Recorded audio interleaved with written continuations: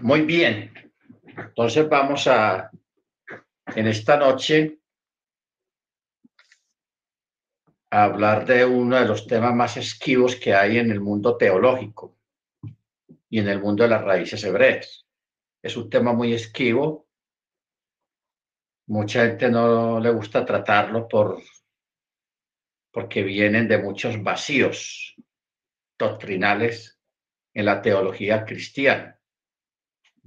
Pero nosotros ya una vez lo tratamos y pues aquí en este capítulo 20 de Apocalipsis, pues habla precisamente sobre eso. Es el milenio. Porque es esquivo para mucha gente, o mucha gente lo esquiva a nivel doctrinal. Porque a nivel de teología cristiana y en la teología católica, porque los católicos también manejan su teología, sus pensums, ellos también evitan mucho hablar sobre el milenio. Y el mundo protestante evangélico lo menciona un poquito, pero de pasada. Realmente no ahondan mucho en el milenio porque ellos no saben ubicar el milenio. No lo saben ubicar porque como crearon lo del rapto antes de la gran tribulación, entonces ellos no saben dónde ubicar el milenio por el enredo que tienen por el rapto antes de la gran tribulación. O sea, el rapto secreto, que ese rapto secreto no existe.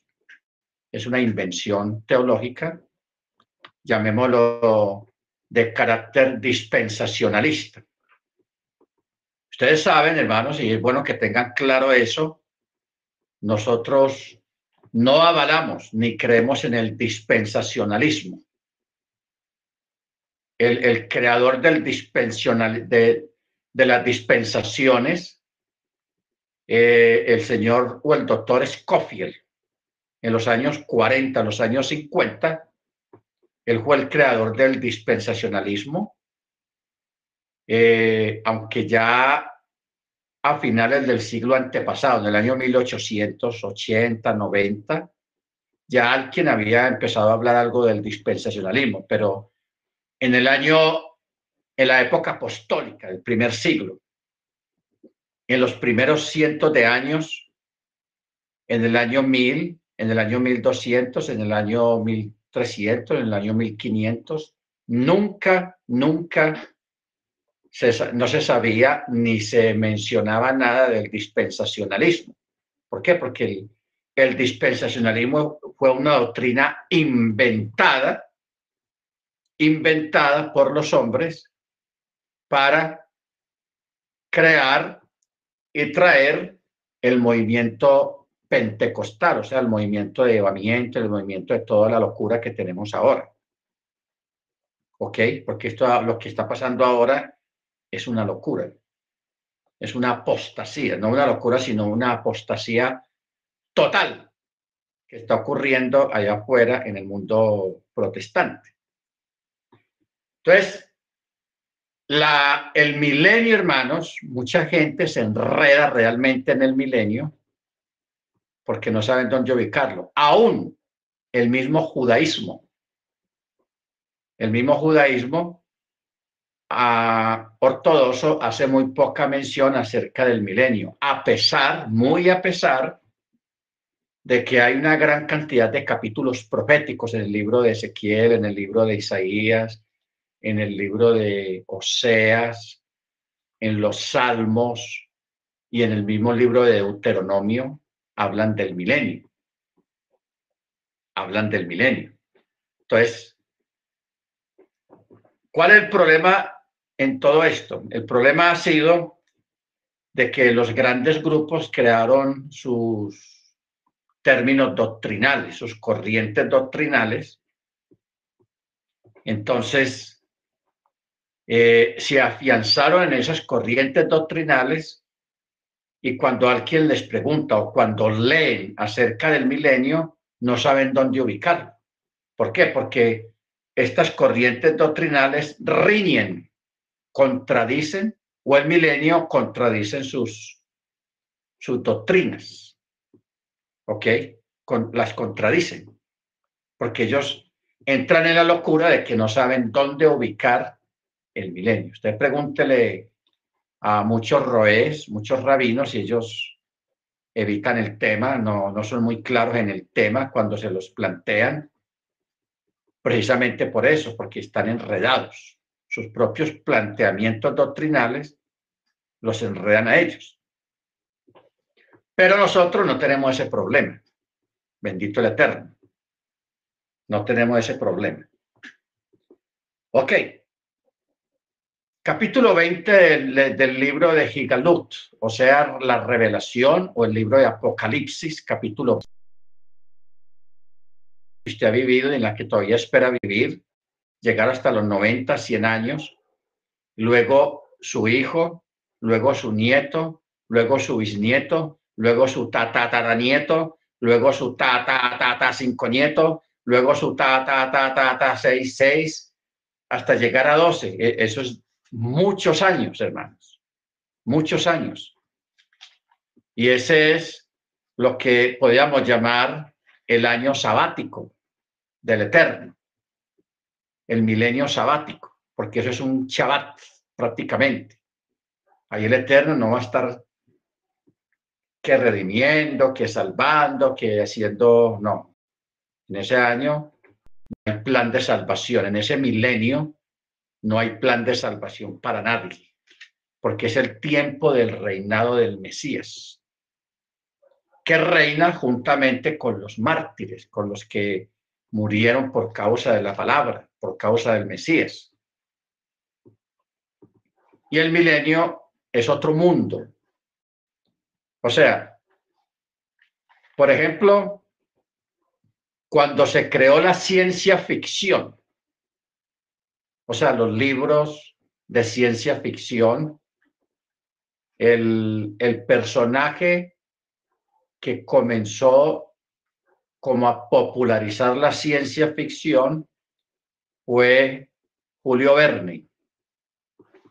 Julio Verne escribió muchos libros, pero hay 4 libros muy particulares que él escribió, donde hablaba de cosas futuristas.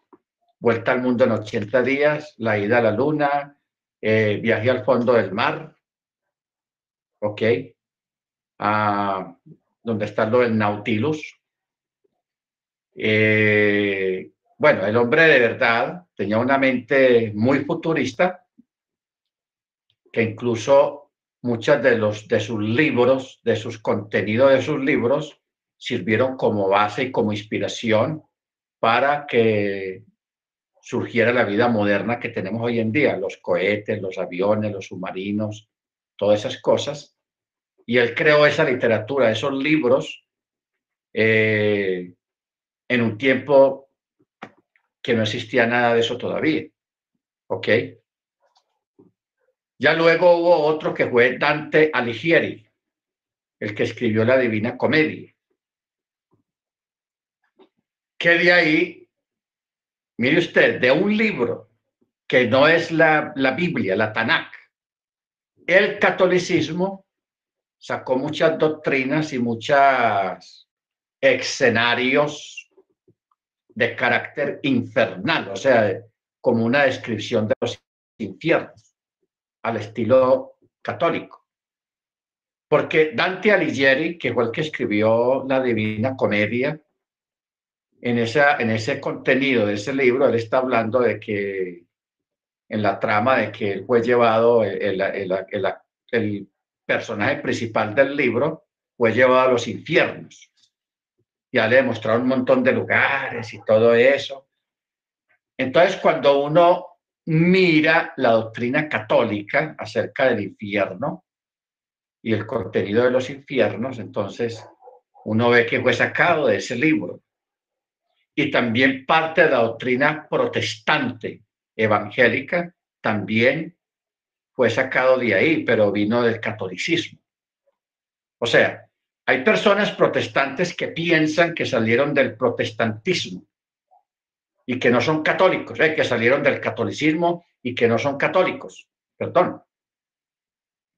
Pero aunque no hayan vuelto a una misa un domingo a la Iglesia Católica, muchos pensamientos, muchas doctrinas y muchas cosas y formas de creencias sí las heredaron y las tienen todavía, que vienen del catolicismo, no directamente de la escritura.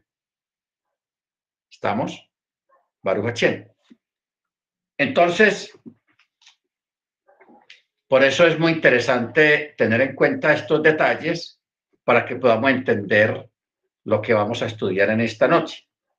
En el verso 2 dice que aquel ángel que descendió del Chamaim, teniendo la llave del abismo y una gran cadena en su mano, prendió al dragón, la serpiente antigua, que es Diablo y Hasatán. O sea, tiene 4 nombres, 4 títulos. Lo llaman el dragón, lo llaman la serpiente antigua, lo llaman Diablo y lo llaman Hasatán. Y dice que lo ató por 1000 años. Ok. Esto, hermanos, prácticamente es un preludio de una palabra que dice el predicador, o sea, el libro de Eclesiastés, acerca de el postrer enemigo del Eterno, es la muerte. Y la muerte fue traída por Hasatán, que el Eterno lo reprenda, fue traída por él a través de la desobediencia, a través del pecado. Entonces, por eso dice que los primeros serán postreros y los postreros serán primeros.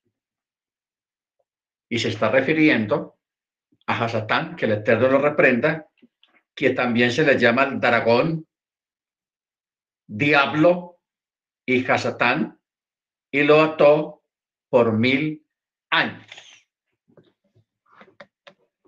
Verso 3, y lo arrojó al abismo y lo encerró y puso un sello encima de él para que no engañara más a las naciones hasta que se hayan cumplido los 1000 años. Después de estas cosas es necesario que él sea desatado por un poco de tiempo. Por un poco de tiempo. Bueno, ustedes saben que Yeshua mismo dijo que el causante de todos los males de este mundo es Hasatán, que el Eterno lo reprenda. Él es mentiroso, él es destructor, él es homicida, él es, en fin, todos los epítetos malos de maldad caen sobre él porque él es el origen del mal. Él es el origen de toda la maldad. ¿Ok? Y la maldad aquí en el mundo está organizada. O sea, la maldad no ocurre al azar, sino que la maldad está organizada en muchas ramas. Muchas. Realmente esto aquí está muy organizado. Por eso es que todo funciona tan bien en cuanto a lo malo. ¿Ok? Baruch Hashem. Ahora, yo quiero que nosotros, hermanos, miremos un escenario en el milenio sin la presencia de esta criatura. Un escenario donde no hay maldad, donde la maldad ha sido erradicada. Al ser erradicada la maldad, es erradicada también las enfermedades, porque las enfermedades vienen por el pecado, por la desobediencia. ¿Ok? Un 70% de las enfermedades vienen por la comida, por las malas costumbres. Y un 100% de las enfermedades vienen porque la gente no guarda Torá. no guarda Torá. Si la gente guardara Torá, hermanos, si la gente guardara Torá, si todo el mundo se dedicara a guardar Torá, este mundo sería un paraíso completo y no habrían enfermedades, no habrían virus. O sea, la fuente primaria de las enfermedades es el pecado, no es el mosquito que picó, que venía contaminado, no es que el aire estaba contaminado, no, es el pecado. Porque el aire está contaminado por una mala administración de la naturaleza, de los recursos naturales. ¿Ok? Entonces, la fuente de todo lo que ocurre en el mundo es el pecado, incluyendo las enfermedades.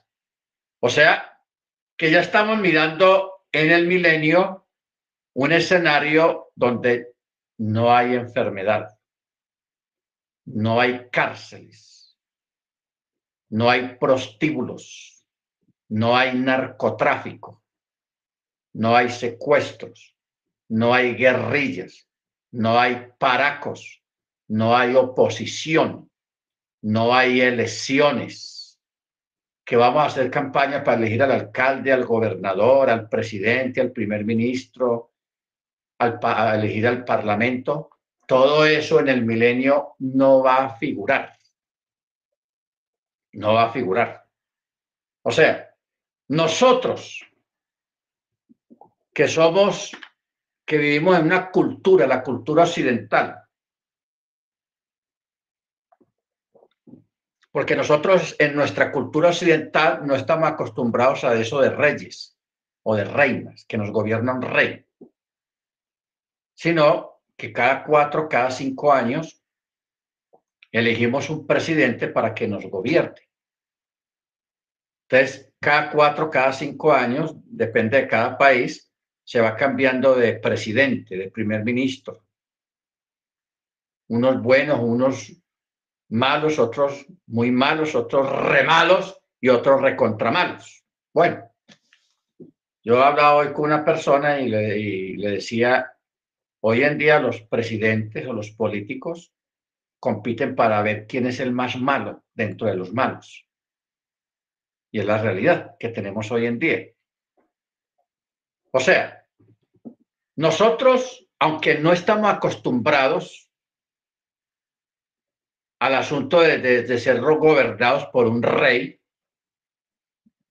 debemos de irnos acostumbrando. ¿De qué manera? Acostumbrándonos a que nosotros en este momento tenemos un rey que se llama Yeshua. Este rey nuestro tiene muchos títulos, tiene muchos nombres. Entre los títulos y los nombres hay uno que sobresale que se llama Rey de Reyes, Señor de Señores. Otro título es el Todopoderoso, el Shaddai, el Roí. En fin, si nosotros, hermanos, nos acostumbramos a reconocerle a él como nuestro presidente, como nuestro rey, como nuestro gobernador, como nuestro alcalde, como nuestro soberano, y le rendimos todos los días la pleitesía que él merece. ¿De qué forma se le rinde la pleitesía? Declarando el Shema, recitando el Shema en la mañana y en la tarde y en cualquier hora del día que usted lo vea necesario, también declare y recite el Shema. El Shema, hermanos, es algo muy profundo. Yo he leído largos midrases, comentarios proféticos, comentarios rabínicos acerca del Shema. O sea, ¿qué es el Shema? Teniendo en cuenta que el Shema es el primer y gran mandamiento que hay en la creación, que es un mandamiento positivo y que es solamente una declaración, un reconocimiento de su unidad, de su soberanía, de su grandeza. Eso es el Shema. Cuando un ser humano recita el Shema en obediencia al primer y gran mandamiento, de verdad que está haciendo algo muy grande, algo muy sublime, y el Eterno tiene en cuenta esa parte, hermanos, cuando usted recita el Shema en la mañana o en la noche, porque está cumpliendo el primer y gran mandamiento. Mire usted afuera, tanto el catolicismo como el cristianismo evangélico, en eso están pelados. ¿Por qué? Porque incluso voluntariamente no reconocen que Él sea uno. No reconocen su soberanía. Dicen, sí dicen que Él es soberano, que Él es rey, que es aquello, pero no lo están expresando a través de la obediencia al primer y gran mandamiento que hay en la Escritura, que es el reconocimiento de que Él es soberano, de que Él es uno, de que Él es único. Porque todos los días hay mucha gente idólatra que reconocen otras divinidades, otros dioses falsos que no existen, que son falsos, que no son grandes ni tan poderosos. Y esa gente le guarda una reverencia a esas divinidades falsas y diabólicas, desconociendo voluntariamente que hay un soberano, que es uno, que es único, uno en esencia y en naturaleza, y que es único en esencia y en naturaleza y en majestad.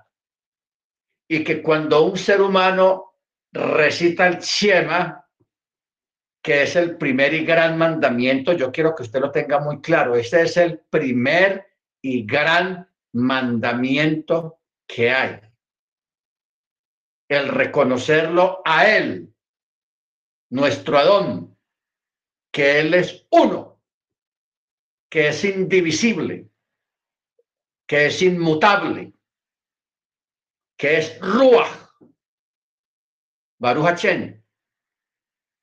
Pero una de las cosas importantes en esta parte es que Él es indivisible. No tiene sombra de variación. ¿Ok? Si Él destruye el planeta Tierra y destruye todo el universo, Él sigue siendo Él. No lo afecta para nada eso. Porque Él no es carne, Él no es polvo, Él no es tierra, Él no es aire.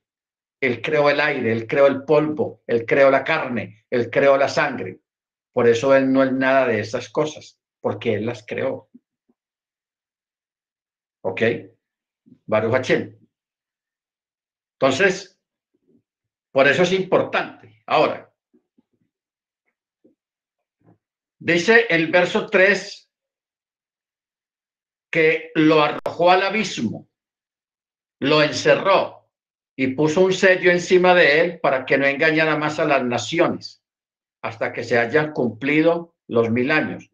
Después de estas cosas, mire usted, después de estas cosas, 1000 años, hermanos, ¿qué no pasa en 1000 años? Y mire cómo están cerrados 1000 años aquí. Después de estas cosas, es necesario que él, o sea, el dragón, sea desatado por un poco de tiempo. No mucho tiempo, poquito tiempo.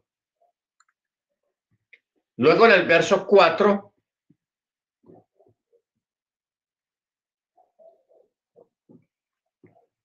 habla acerca de los mártires. O sea, hace como un paréntesis y dice, y vi tronos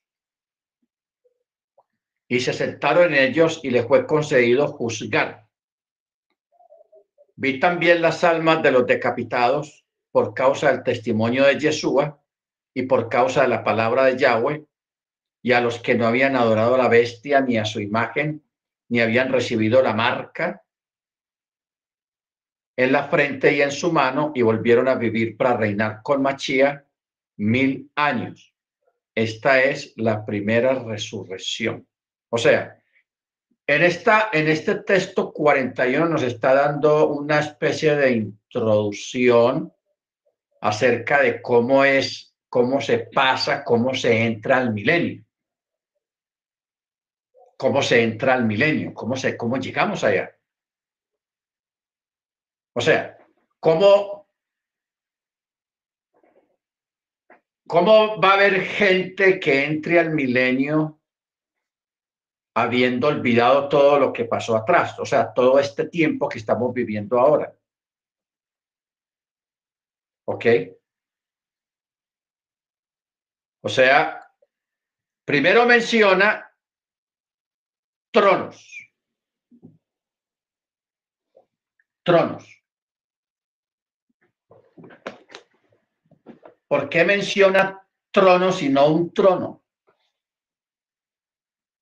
Está interesante eso.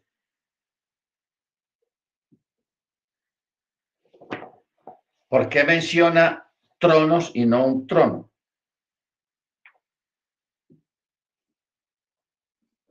Primero,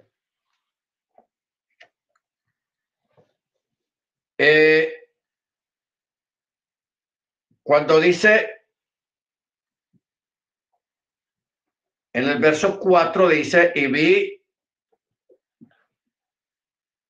las almas de los decapitados. Esta es una señal clara de que la bestia en los tiempos finales, o sea, antes del milenio, reincorporará el degollamiento de los creyentes en la palabra. Estos hechos no se veían desde el séptimo siglo.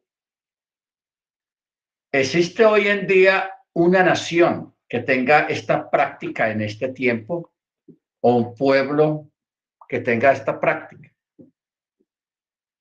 Los talibanes y ISIS. ¿Ok? Ellos fueron los que, porque en la época del degollamiento o de las decapitaciones, eso era en el siglo VII de la era común. Siglo VII. Esa es la época de las grandes guerras entre los moros y los occidentales, donde se acostumbraba decapitar a las personas. En la época victoriana en Francia, tenían también la costumbre de degollar o decapitar a los reyes o a la gente mala que era condenada a muerte, los decapitaban en una guillotina, las guillotinas. Y los moros lo hacían con espadas, con sables. Esa costumbre desapareció por algunos años, algunos siglos, cientos de años, y vino a resurgir ahora en esta época moderna. En esta época moderna vino a resurgir por el asunto de los talibanes y el grupo de ISIS. Ustedes, todos nosotros fuimos testigos hace unos 8 o 9 años como ISIS, todo prisionero que cogía, fuera occidental o de donde fuera, grababa cómo los decapitaban con celulares o con cámaras de video y lo transmitían en televisión. Esa decapitación, eso es un horror. O sea, ellos volvieron a traer esta práctica hace pocos años. Y esta práctica está muy difundida, eso todavía se está practicando en estos días, porque esa es la forma islámica de los extremistas islámicos de aplicar la muerte de los enemigos o de los prisioneros. Entonces, esta palabra que está en Apocalipsis, que fue escrito hace casi 1800 años, que fue cuando se escribió el libro de Apocalipsis por Yohanan, el Eterno le revela a él que vuelve otra vez a ocurrir esto de las decapitaciones, pero esta vez va a ser por causa del testimonio de Yeshua y por causa de la Torá, por causa de la Torá.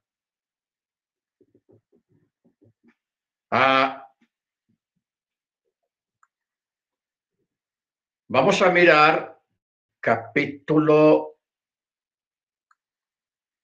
6, 9 al 11, aquí mismo en Apocalipsis.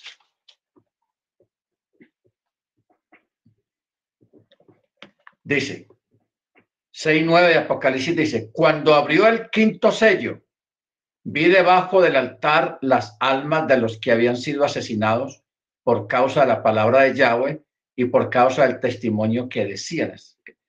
Son casi las mismas palabras que hay en Apocalipsis 24. Casi las mismas palabras. Cuando abrió el quinto sello, vi debajo del altar las almas de los que habían sido asesinados por causa de la palabra de Yahweh y por causa del testimonio de Yeshua.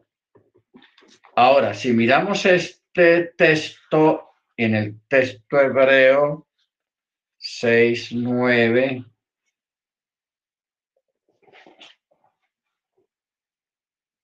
vi debajo del altar que fueron muertos por la palabra de Yahweh y por el testimonio que ellos retenían.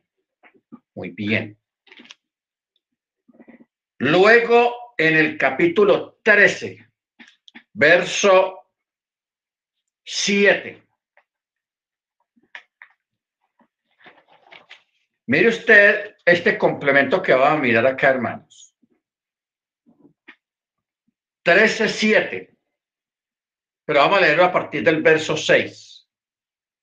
Y abrió su boca en blasfemias contra Yahweh para blasfemar su nombre y su tabernáculo y los que moran en el cielo.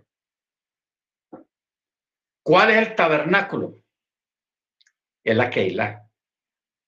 ¿Ok? O sea, lo que está diciendo aquí es que esta bestia empieza a blasfemar contra Yahweh, contra el nombre de Yahweh y su Keilah, su congregación, o sea, el pueblo, la casa de Israel y la casa de Yehudá. ¿Ok? Y también para blasfemar a los que moran en el cielo, o sea, los malachim. Y dice, y se le concedió hacer guerra contra los santos y vencerlos. ¿Quiénes son los santos? Los creyentes. ¿Qué es una guerra? Es una persecución bien brava. Que ahí donde van a morir lo que acabamos de leer ahora en Apocalipsis 9. No, en Apocalipsis, Apocalipsis 6, 9 al 11. Los que murieron decapitados, que estaban bajo las almas de los que estaban debajo del altar. ¿Ok? Eso es lo que está mencionando aquí en el verso 7 con otras palabras. Y se le concedió hacer guerra contra los creyentes o los santos y vencerlos. Y también le fue dada autoridad sobre toda tribu, pueblo, lengua y nación. ¿Usted piensa que de pronto es el último texto, el único texto que existe sobre esto, de vencer a los creyentes, de matarlos, de asesinarlos? No, eso tiene un contexto.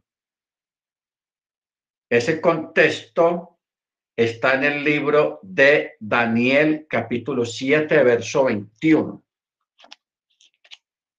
Daniel 7:21.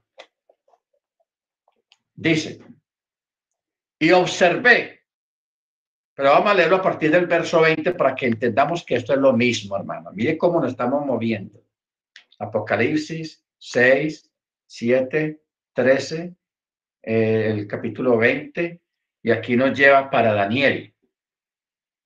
Daniel, capítulo 7, verso 20. Vamos a leerlo a partir del verso 20, dice. Asimismo, acerca de los 10 cuernos que tenía en su cabeza y del otro cuerno que le había salido, ante el cual habían caído 3. Este cuerno tenía ojos y una boca que hablaba grandes cosas, y su aspecto era más imponente que el de sus compañeros. y observé que este cuerno hacía guerra contra los santos y los vencía. Hasta que vino el anciano de días y se le dio el juicio a los santos de Elohim, y llegó el tiempo en que los santos poseyeron el reino. Ahora, ojo con eso. Y se le dio el juicio a los santos de Elohim. Ojo con lo que acabamos de leer. Y se le dio juicio a los santos de Elohim. Ahora sí podemos venir a Apocalipsis 24 y volver a leer lo que le dice al principio. Y vi tronos y se sentaron en ellos y les fue concedido juzgar.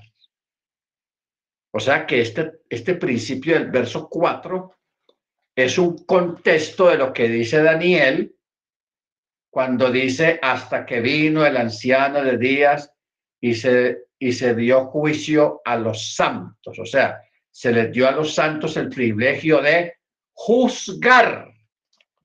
Hermana Niurka, ¿está por ahí? Sí. O hermano Freddy. Hay un texto, creo que está en Romano, a ver si me ayudan a buscarlo, dice, no sabéis, no juzguéis para que no seáis juzgados, no sabéis que vosotros juzgaréis al mundo. ¿Ok? Vosotros juzgaréis. Ese texto, hermanos, a ver si me lo buscan, son tan amables, el que lo encuentre primero.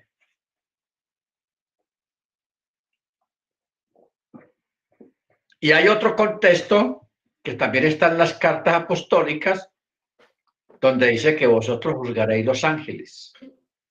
Hermano Freddy, dímelo. 1 Corintios 6:2. Primera de Corintios.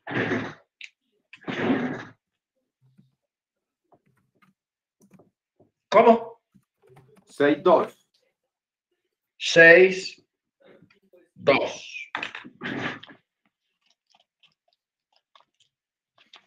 Primera de Corintios 6:2. Dice. ¿O no sabéis que los santos? Ya te llamo varias veces y no me responde.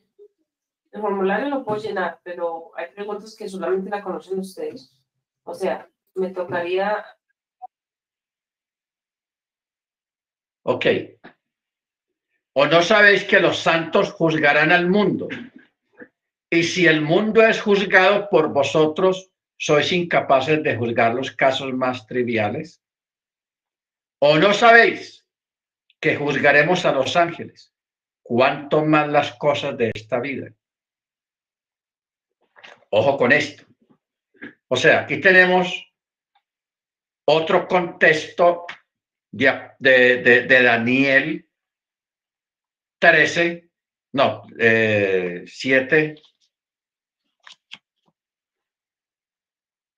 donde habla de juzgar.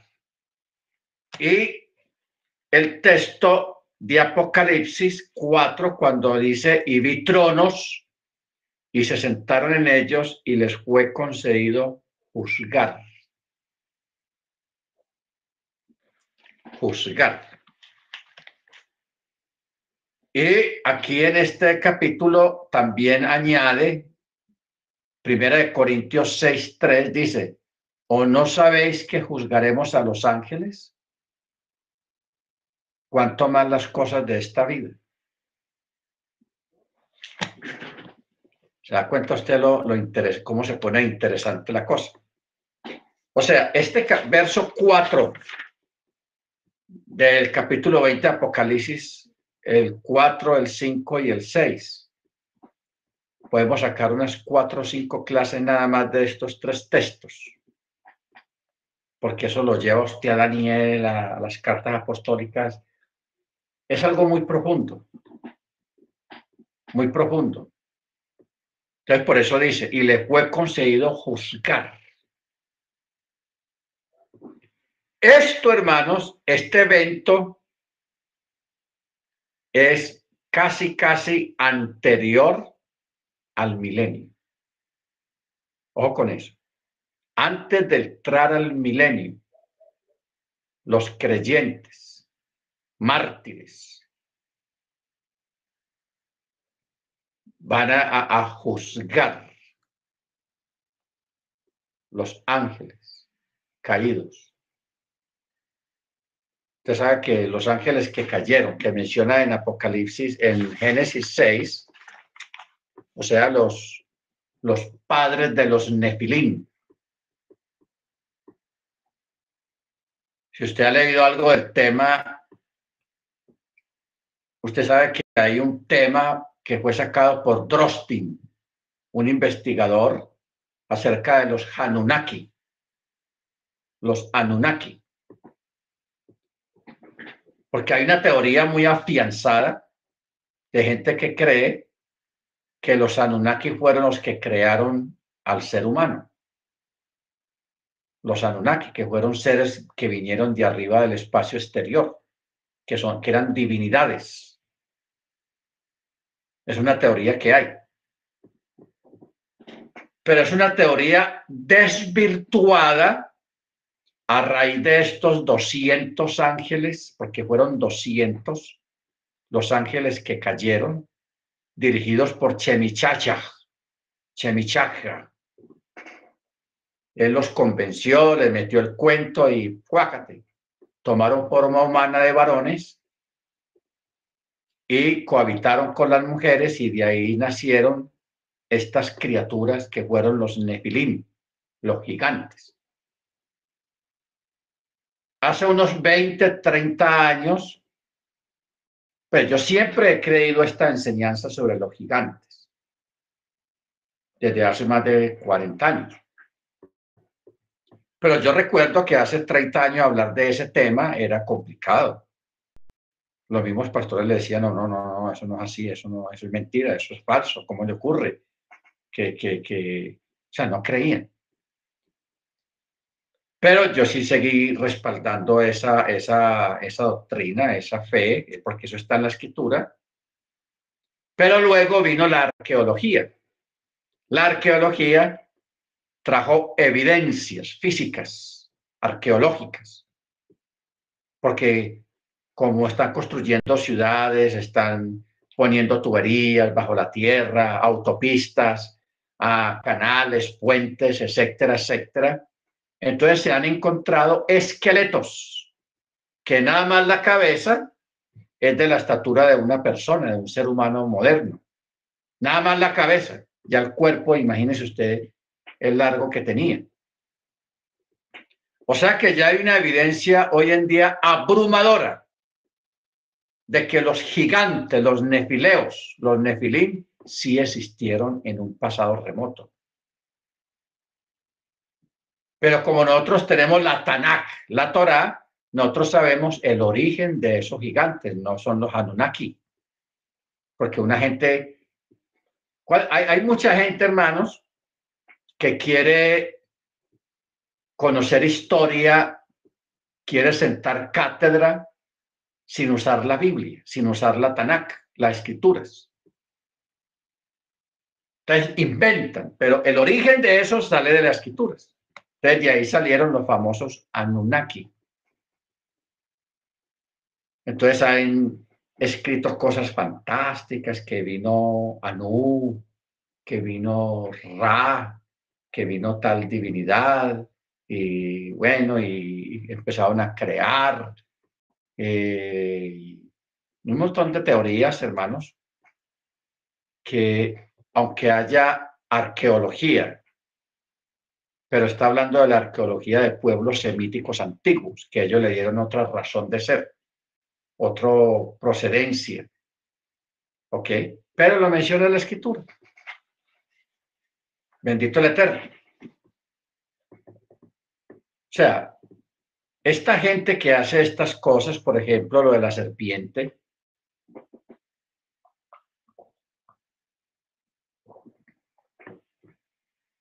la doctrina de la serpiente, la doctrina de los Anunnaki, la creencia de los atlantes. Bueno, los atlantes sí hay que discutirlo, pero en otra ocasión hablamos de la Atlántida. los atlantes, para no desviarnos mucho del tema. Entonces, cuando hablamos de este juicio, donde el Eterno va a conceder, por eso este verso 4 del capítulo 20 de Apocalipsis dice, vi tronos, no dice un trono, tronos. En esos tronos se van a sentar los santos, los que murieron decapitados, avalando lo que leímos que dijo Pablo allá en 1 Corintios. ¿Acaso no sabéis que vosotros juzgaréis? O sea, va a haber un juicio. Y ese juicio, porque hay dos juicios, hermanos. Mire usted que aquí llegamos a una conclusión muy clara. Porque siempre tradicionalmente se ha hablado del gran juicio, que está más adelante en este capítulo, el juicio final. Pero antes de ese juicio final hay otro juicio, y es este que estamos hablando acá en el verso 4, y que lo leímos en Corintios, y que lo leímos también en el libro de Daniel. Me parece importante ese texto que hay en Daniel, donde habla de juzgar, de que los santos juzgarán. Y eso lo avala aquí en el verso 4. Y vi tronos y se sentaron en ellos. No dice se sentó en ellos, se sentaron en ellos y les fue concedido juzgar. Juzgar. Por eso es que Pablo, en esa parte de Primera de Corintios, él habla de que no juzguemos. Y a nosotros nos gusta mucho juzgar. Hay comunidades cristianas y comunidades de raíces hebreas que ellos deciden quién se salva y quién no se salva. ¿Ok? Imagínense. Atribuyéndose cosas que no se deben de atribuir. El juicio supremo le pertenece al Eterno. Pero los que el Eterno va a autorizar, juzgar en un momento determinado de la historia, va a ser a los creyentes, no al creyente común y nominal, no, aquel que murió por causa del testimonio de Jesús, que murió decapitado. Porque es que, hermanos, para que una persona, un creyente, tome la decisión de morir por causa de Yeshua, es porque tiene raíces de fe muy grandes. Tiene raíces de fe muy grandes, porque hoy en día nadie se quiere morir, nadie quiere morir por el Eterno, nadie quiere, no, todo el mundo, todos queremos vivir. Todos queremos vivir porque la vida es muy buena, estos celulares son muy buenos, las computadoras, la buena comida, vamos a comer pescado, vamos a comer carne asada, vamos a viajar, y a la gente le gusta eso, incluyendo a los creyentes. Por eso la gente, hoy en día, la gente no se quiere morir, quieren vivir para disfrutar la vida, como dice el dicho. Pero va a venir un tiempo, hermanos, que nosotros vamos a ser llamados a dar cuenta de nuestra fe, de lo que hay adentro de nuestro corazón, de lo que amamos, qué tanto amamos al Eterno, qué tanto amamos a Yeshua y a su Torá. ¿Ok? ¿Qué tanto amamos a la Torá, a Yeshua? ¿Cuánto usted ha escuchado a un predicador, a un evangelista decir, oh, como decía David, cuánto amo tu ley, cuánto amo tu Torá? Yo nunca va a escuchar una cosa de esas. Oh, cuánto amo tu Torá es mi delicia. Tu Torá es la instrucción, lo que me da vida, lo que me muestra el camino. Eso no se escucha hoy en día, hermanos. ¿Ok?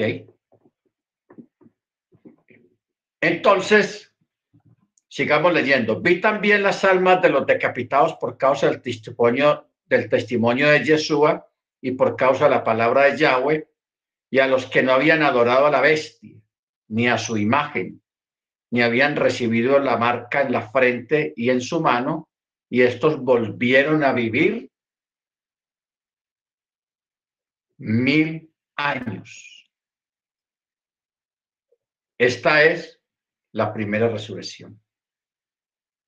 Mire que en el cristianismo yo recuerdo cuando yo estaba allá, nunca se hablaba de 2 resurrecciones, y son 3 resurrecciones. O sea, 3 fases de resurrección. Y tampoco nunca nos habían hablado de que habían 2 juicios. 2 juicios. El primer juicio es el juicio que van a ejercer los creyentes. ¿A quién van a juzgar? A los ángeles caídos.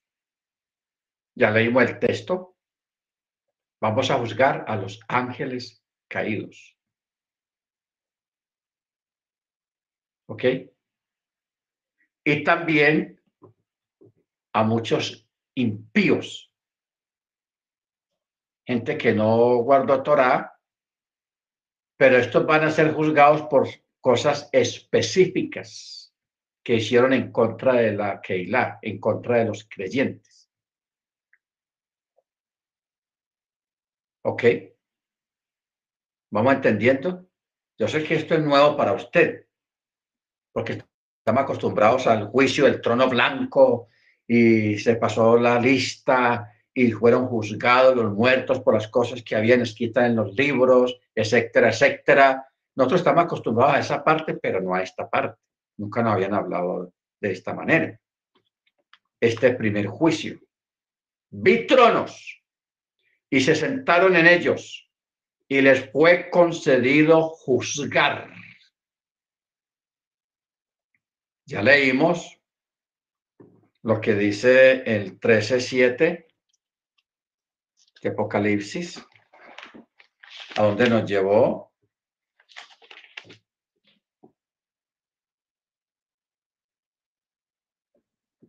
Luego el texto que dio el hermano, 1 Corintios 6:2.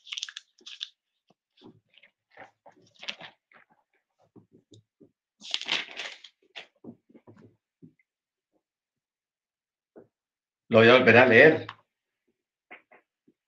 porque esto parece que riñera con Apocalipsis 20:11, pero no riñe. Dice, ¿no sabéis que los santos juzgarán al mundo? Y si el mundo es juzgado por vosotros, ¿sois incapaces de juzgar los casos más triviales?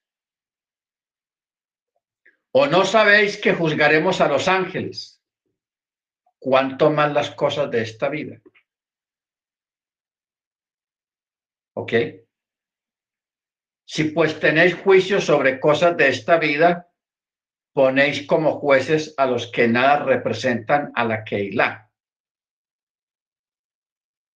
O sea, aquí está hablando, hermano, el tema que está ejerciendo Pablo aquí a la iglesia de Corinto, es que a veces los hermanos tenían problemas en la congregación entre ellos mismos, y iban a un juez no creyente de afuera y lo buscaban para demandar al hermano delante de uno no creyente.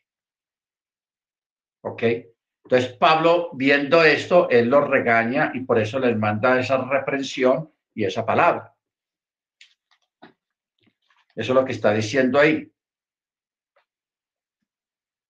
Para vergüenza vuestra lo digo. ¿No hay entre vosotros un hermano sabio que pueda juzgar entre los hermanos?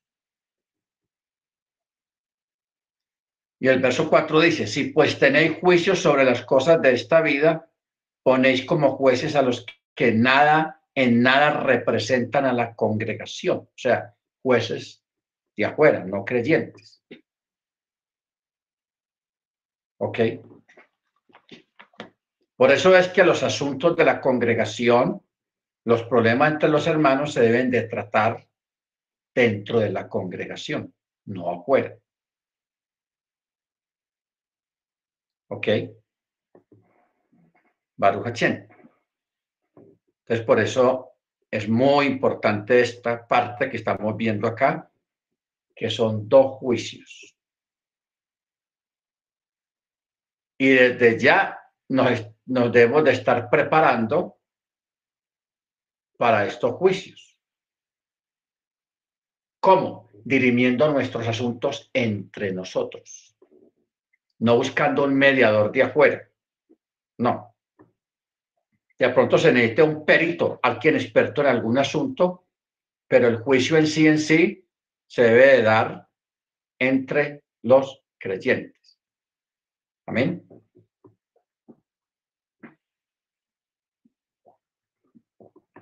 Ahora, ¿qué tipo de asuntos o de casos se deben de ventilar entre nosotros? Por ejemplo, el hermano A le pidió prestado dinero al hermano B, una cantidad importante de dinero, y el hermano B no se lo quiere pagar, que porque le hizo un trabajito por allá y que yo no sé qué, y que le ha colaborado mucho en la vida al otro hermano que le prestó y que por eso no. Entonces, no hay un acuerdo entre ellos amistosamente, entonces ese caso se lleva al ROE. Y el ROE escucha ambas partes y decide qué se debe hacer en este caso. ¿Ok?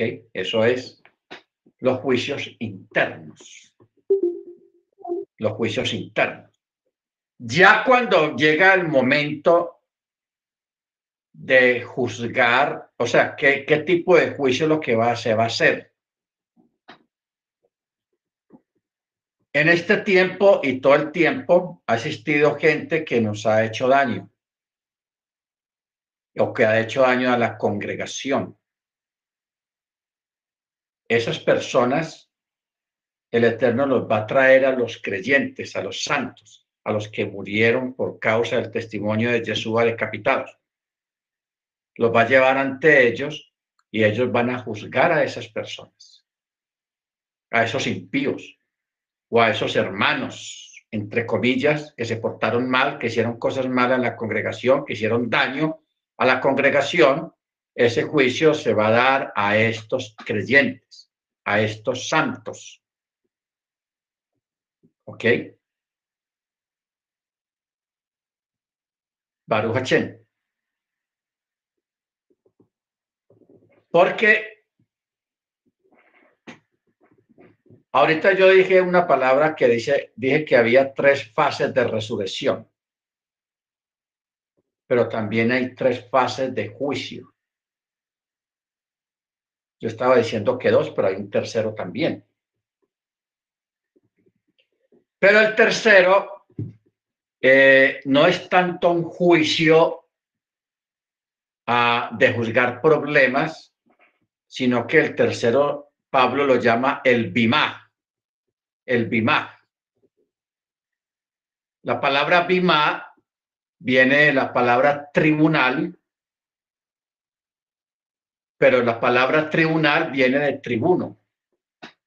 Y cuando uno estudia las costumbres romanas legalmente o a nivel imperial, uno se da cuenta que el tribuno era una especie de dador de dádivas, de premiador, el que entrega los premios. Entonces, en el Coliseo romano, cuando habían esas justas, esas competencias de los gladiadores, de los caballos y todas esas competencias para que el pueblo se divierta, entonces en la orilla de la arena, donde estaba el emperador, había un palco, nosotros lo llamamos palco, pero en esa época era un bimá, un tribunal. Y ahí se hacía la persona que le daba los premios a los vencedores, a los campeones, a los que vencían. Le daba los premios ahí en ese tribunal. El tribunal de Machía va a tener unas variantes. ¿Cuál es la variante?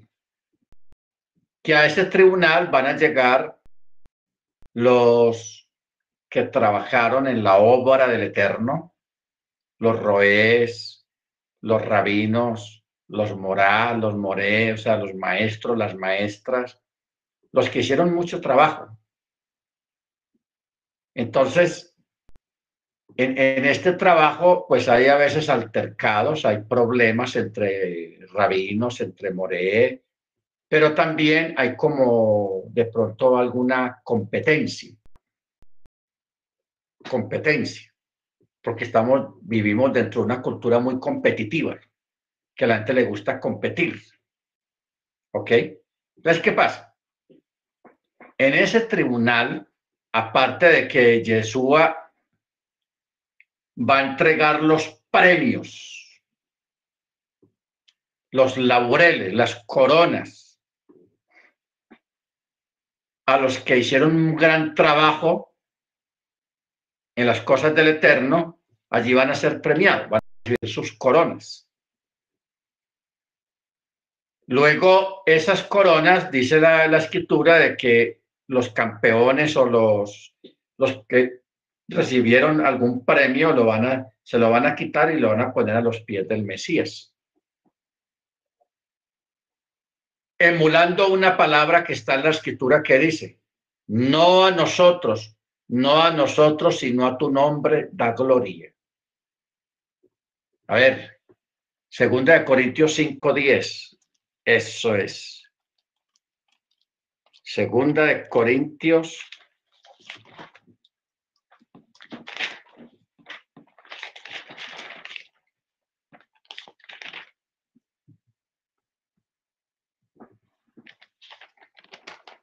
5:10 dice, porque es necesario que todos nosotros comparezcamos ante el tribunal del Mesías. Este no es el juicio. Ojo con eso. Esto no es el juicio del trono blanco, no. Esto es un tribunal. Dice, para que cada uno recoja lo que practicó estando en el cuerpo, sea bueno, sea malo. 5:10.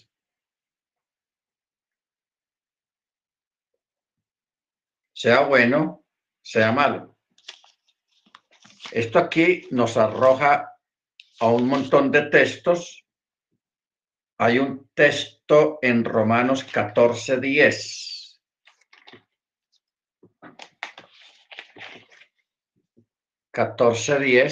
Así, miren este texto como dice. Pero tú, ¿por qué juzgas a tu hermano? O también tú, ¿por qué menosprecias a tu hermano? Porque todos compareceremos ante el tribunal de Yahweh. En el texto de 1 Corintios 5:10 dice el tribunal del Mesías. Y aquí en este otro texto dice el tribunal de Yahweh. O sea, para un trinitario o un dualista hay una contradicción.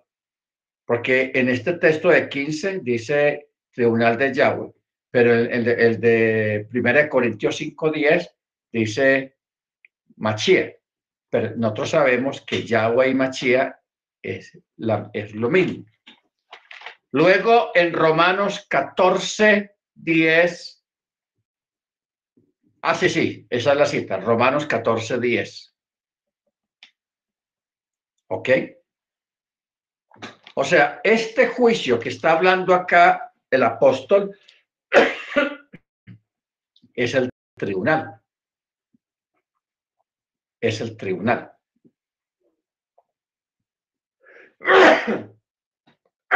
Perdón.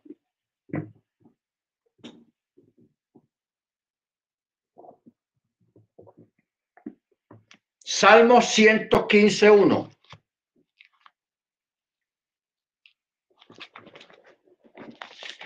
Salmo 115:1. Amén. Este texto es espectacular. No a nosotros, oh Yahweh, no a nosotros, sino a tu nombre da gloria, por tu misericordia y por tu verdad. Amén. Lo que yo decía ahora es que van a recibir las coronas, se las van a quitar y las van a poner a los pies del Mesías. ¿Quién es el que hace todo, hermanos? Es Él. Cualquier cosa que usted haga buena, lo hace por Él. Cualquier esfuerzo que usted haga, lo hace a través de Él. O sea, todo es de Él. Por eso la honra, la gloria, el poder, la magnificencia son para Él, no para nosotros. Nosotros no tenemos nada. Bendito el Eterno. Amén.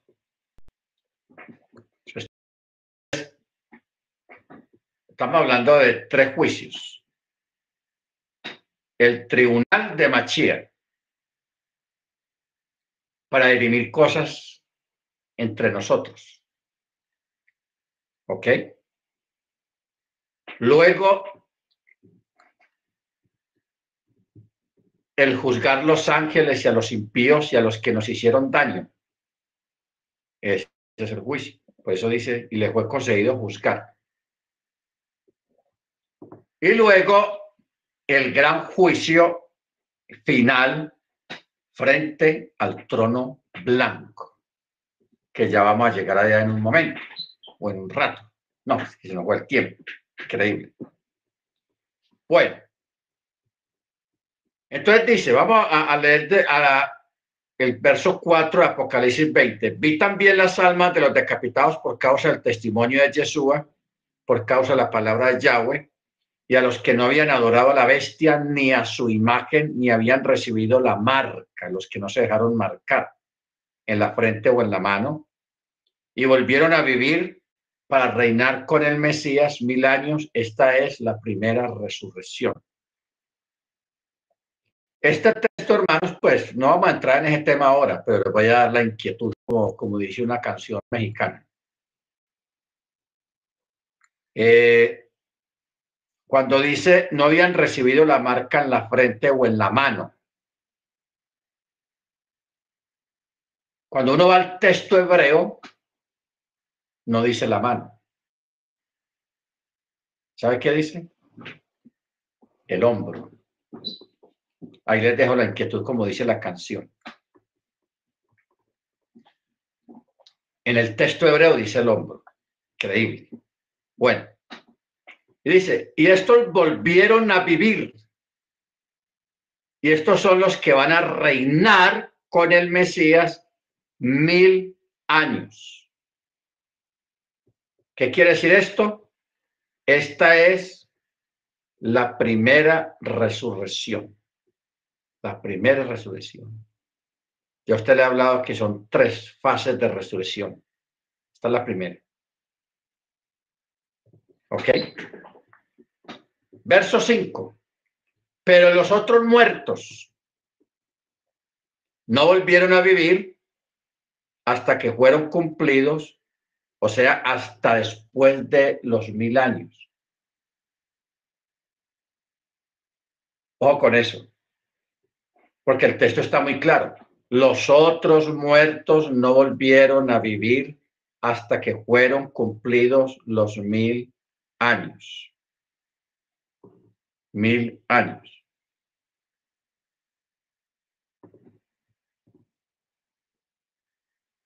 ¿Ok? ¿Qué es lo que va a ocurrir después de los 1000 años? Primero, dice que en el verso 3, dice que la bestia o Hasatán, que el Eterno lo reprenda, va a ser soltado después de los 1000 años por un poquito de tiempo. Lo van a soltar. Ya tenemos 2 eventos aquí. Después de los 1000 años, Hasatán, que el Eterno lo reprenda, va a ser soltado. Pero después de los 1000 años, después del milenio, dice que los demás muertos no volvieron a vivir hasta que fueron cumplidos los 1000 años. Otra vez menciona los 1000 años. O sea, después de los 1000 años van a pasar muchas cosas espantosas, terribles, y marcará el fin de todo lo conocido. Porque uno ve informes de la NASA, que yo no sé qué, que el experto tal, que el científico dice que la Tierra en el año 2050 se va a acabar, que, en fin, un montón de tonterías que hablan los pseudocientíficos. Pero nosotros tenemos una realidad y una verdad, que después de que pase los 7 años, después de que pase la gran tribulación, todavía siguen 1000 años de existencia a la Tierra. 1000 años. Lo que parecía como destruido, lo que parecía como que ya no daba más, en el milenio, como todo va a cambiar, no va a haber deforestación, no va a haber anarquía, no va a haber maldad, no va a haber gente acabando con los bosques ni con los animales, todo va a reproducirse otra vez, la comida en abundancia, en el milenio, todas esas armas de guerra que hoy en día hay, aviones de guerra, barcos de guerra, submarinos de guerra, fusiles, todo lo que hay, todo eso va a ser fundido y se van a crear maquinaria agrícola. O sea, el mundo va a volver al campo, va a cuidar la naturaleza, los peces van a volver a estar en abundancia, porque el milenio no vamos a vivir de maná, no. El milenio se va a trabajar, el milenio se va, pero no se va a trabajar que tantas horas al día y que las prestaciones y que el Social Security y todas esas, no, el milenio, hermanos, va a ser una cosa muy diferente. Muy diferente. La gente no va a trabajar para enriquecerse, sino para el bien común. ¿Ok? Todo el mundo va a ser rico, todo el mundo va a estar bien, nadie se va a enfermar. Palabras que hoy en día dice la gente, que la mayor riqueza que una persona puede tener es la familia. Y otros dicen, la mayor riqueza que uno puede tener es la salud. Y la verdad, uno saludable, usted con salud, usted lo tiene todo, está bien, no te duele nada. Pero enfermo, la cosa cambia. ¿Ok? Entonces, esas palabras poéticas que hoy en día suenan como poéticas, esas palabras se van a cumplir en el milenio. La gente van a disfrutar en familia. La gente va a disfrutar salud. Como no va a haber corrupción, ni ganancia ilícita, ni avaricia, ni nada de esas cosas, va a haber comida en abundancia y todos van a comer muy bien porque nadie se va a enfermar. Entonces, lógico, la tierra va a sufrir una descontaminación durante el milenio. Los desiertos se van a convertir en bosques otra vez. O sea, van a ser 1000 años de una abundancia inimaginable. ¿Por qué ese cambio tan drástico?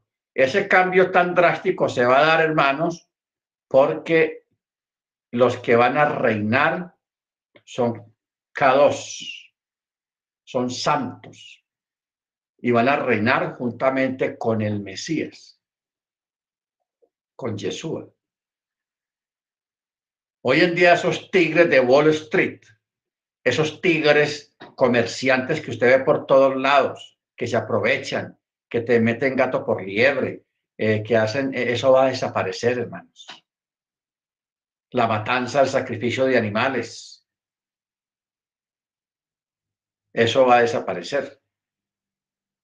¿Ok? ¿Y qué es lo bueno? Que las fiestas siguen en el milenio. La fiesta de Pesach, la fiesta de Sukkot, la fiesta de Shavuot, hermanos. Las fiestas siguen. ¿Ah? Simplemente que allá vamos a celebrar las fiestas a otro nivel, a otra magnitud, a otro nivel se van a celebrar las fiestas en el milenio. ¿Por qué? Porque vamos a tener a Jesús ahí presente en las fiestas como el loado, como el amado, como el venerado, como el homenajeado. Bendito sea su nombre por siempre. Amén. Amén. Entonces, verso 6 dice: bienaventurado el santo, el que tiene parte en la primera resurrección. La segunda muerte no tiene potestad sobre estos, sino que serán sacerdotes de Yahweh, del ungido, y reinarán con él 1000 años. Este es el capítulo del milenio. Reinarán con él 1000 años. ¿Por qué? Porque primero, la segunda muerte no tiene potestad, sino que serán sacerdotes de Yahweh y el ungido, y reinarán ¿con quién? Con el ungido, porque lo está mencionando ahí. Con él 1000 años. Usted sabe que la palabra ungido en hebreo quiere decir Mashiach. Eso es lo que quiere decir Mesías o Mashiach o Machayah. 1000 años reinando con el Mesías. Bendito su nombre. Cuando los 1000 años se cumplan, Hasatán, que el Eterno lo reprenda, será suelto de su prisión. Como dice el verso 3, por un poco de tiempo. Y ahí se arma la tramoya de nuevo. Saldrá a engañar de nuevo a la gente que están en los 4 ángulos de la tierra, a Gog, a Magog, a fin de reunirlos para la batalla, cuyo número es como la arena del mar. Bueno, vamos a mirar este escenario, hermanos. Ustedes saben que en todo el mundo hay ciudades, ¿cierto? Hay ciudades grandes, medianas y pequeñas. Ciudades grandes, DF, Distrito Federal, Los Ángeles, New York.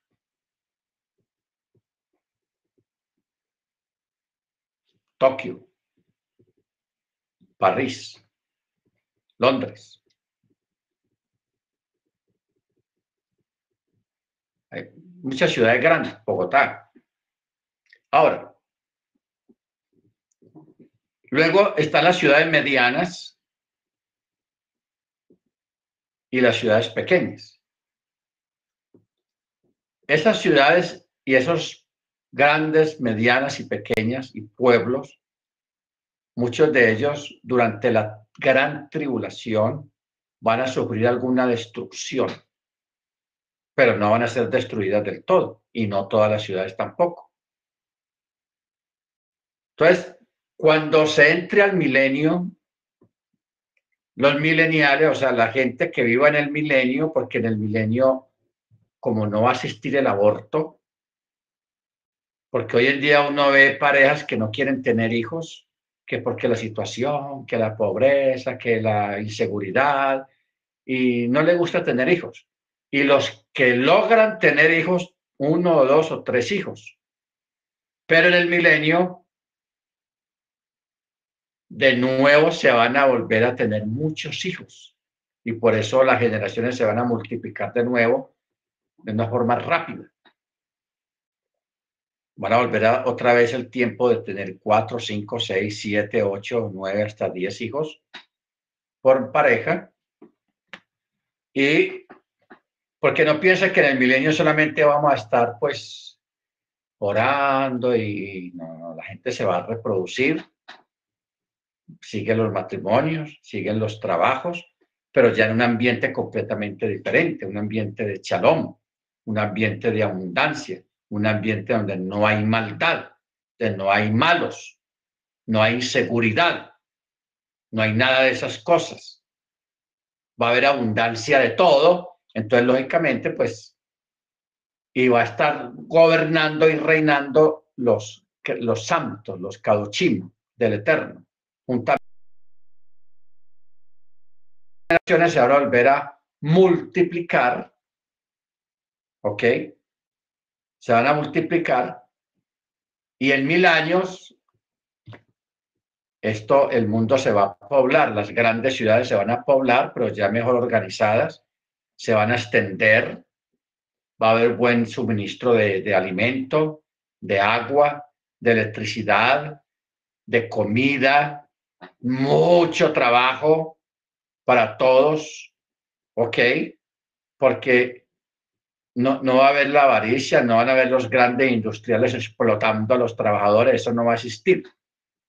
Eso no va a existir en el milenio.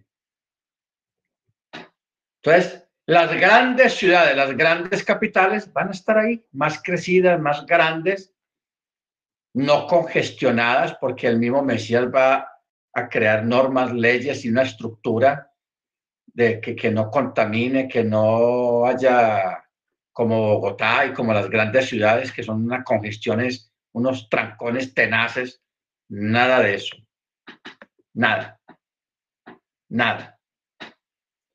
Entonces, claro, cuando se cumplen los 1000 años, que Hasatán, que el Eterno lo reprenda, es suelto de nuevo, ¿qué va a encontrar? Va a encontrar de nuevo el mundo poblado, el gentío más impresionante, y a pesar de que la gente va a tener conocimiento de Yeshua, del Mesías, dice el texto que Hasatán viene otra vez con el espíritu de engaño, va a engañar a la gente. Verso 8. Y saldrá a engañar a las naciones que están en los 4 ángulos de la tierra, a Gog, a Magog, a fin de reunirlos para la batalla, cuyo número es como la arena del mar. Como la arena del mar. Gog y Magog. Este es el verso 8.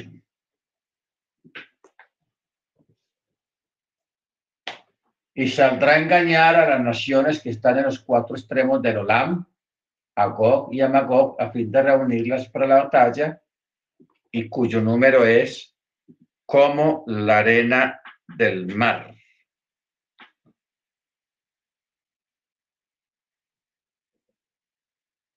Cuando habla a fin de reunirlos, no habla de mujeres soldados, sino de varones.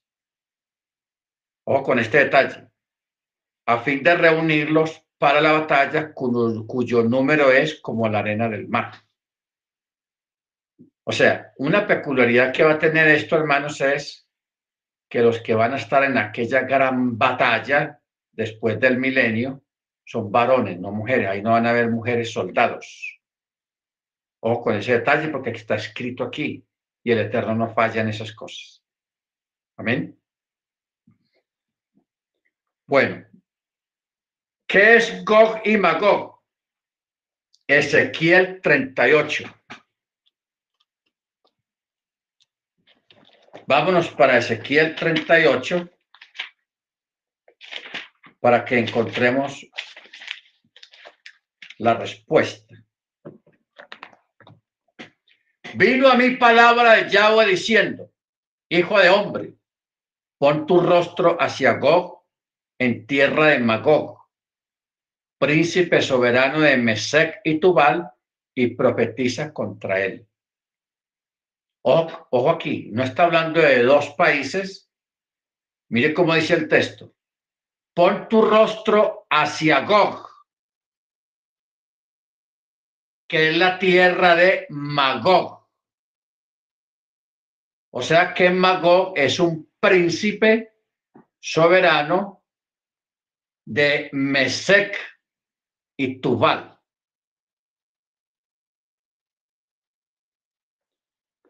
Pon tu rostro hacia Gog en tierra de Magog. O sea, Gog es el príncipe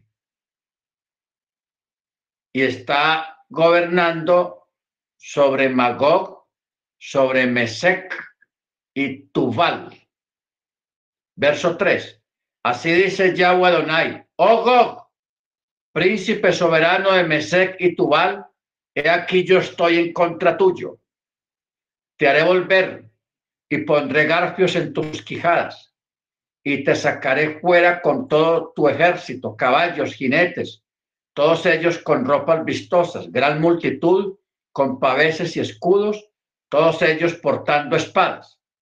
Persia, Cus, Fut estarán con ellos, todos con escudos y yelmos. Gomer y todas sus hordas, la casa de Togarmá, de los confines del norte, con todas sus hordas, tropas innumerables te siguen. Y tú y toda tu multitud reunida contigo, prepárate, apercíbete y sé tú su caudillo. He aquí, a muchos días recibirás una orden y en los años postreros vendrás a la tierra rescatada de la espada contra una gente reunida de entre muchos países en los montes de Israel, que fueron yermo perenne, pero fue sacada de las naciones y habitan todos confiados.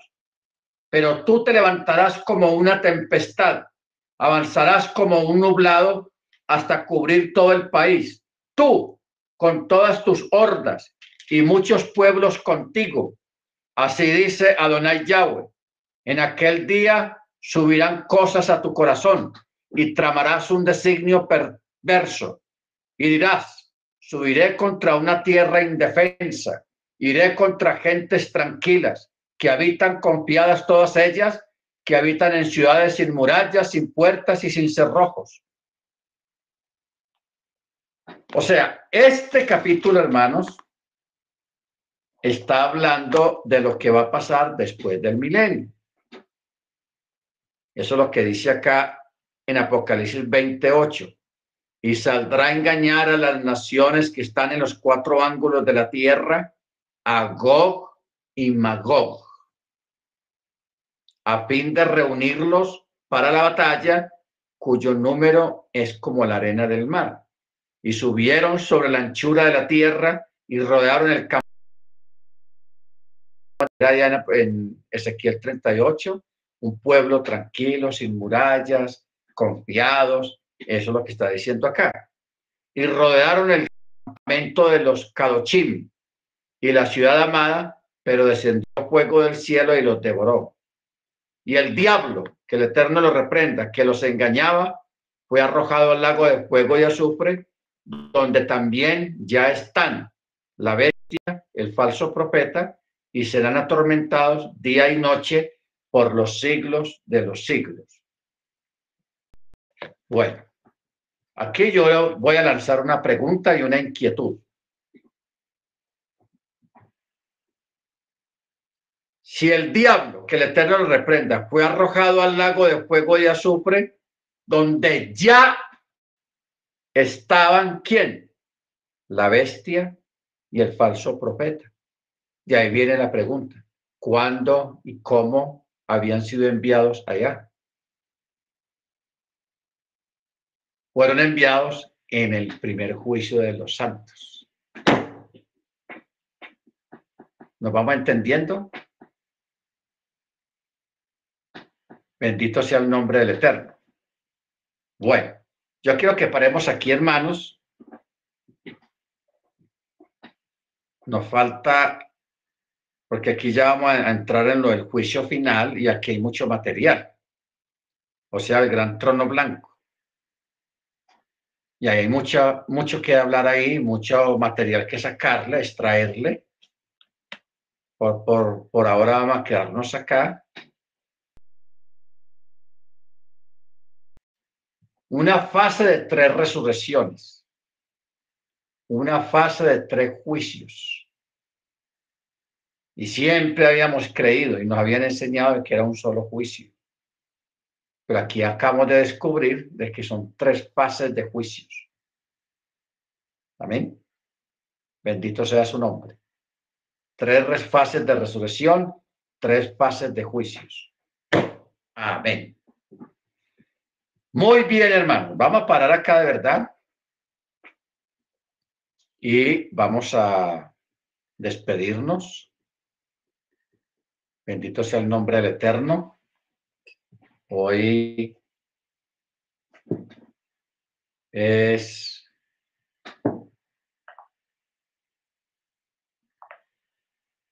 tratando de ver la fecha. Miércoles 29 de septiembre. Habiendo finalizado la fiesta de Sukkot y Simchat Torah, hemos tenido este estudio de Apocalipsis 20. Bendito sea el nombre del Eterno. Vamos a pedirle a la hermana Niurka, es tan amable hermana Niurka, nos hace la oración de despedida de esta clase